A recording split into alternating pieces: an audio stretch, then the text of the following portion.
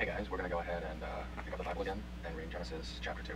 Thus the heavens and the earth and all the hosts of them were finished, and on the seventh day God ended his work which he had done, and he rested on the seventh day from all of his work which he had done.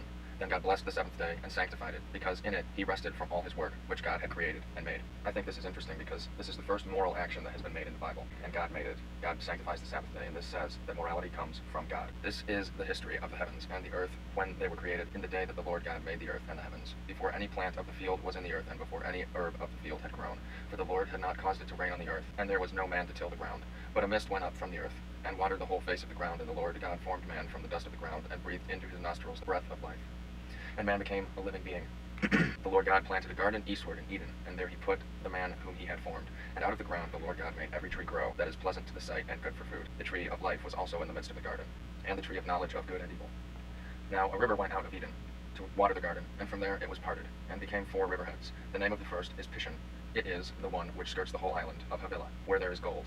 And the gold of that land is good. Bdellium and onyx are stone there. The name of the second river is Gihon. It is the one which goes around the whole land of Cush. The name of the third river is Hiddekel. It is the one which goes toward the east of Assyria. Fourth is the Euphrates. The Lord God took the man and put him in the garden of Eden to tend and keep it. And the Lord God commanded the man, saying, Out of every tree of the garden you may eat freely.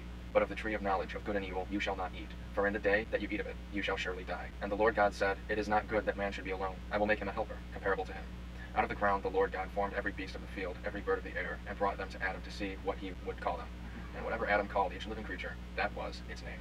So Adam gave names to the cattle, to the birds of the air, and to every beast of the field. But for Adam there was not found a helper comparable to him. And the Lord God caused a deep sleep to fall upon Adam, and he slept. And he took one of his ribs, and closed up the flesh in its place. Then the rib which the Lord God had taken from the man he made into a woman, and he brought her to the man. And Adam said, This is now bone of my bones, and flesh of my flesh. She shall be called woman, because she was taken out of man. Therefore a man shall leave his father and mother, and be joined to his wife, and they shall become one flesh. And they were both naked, the man and his wife, and were not ashamed.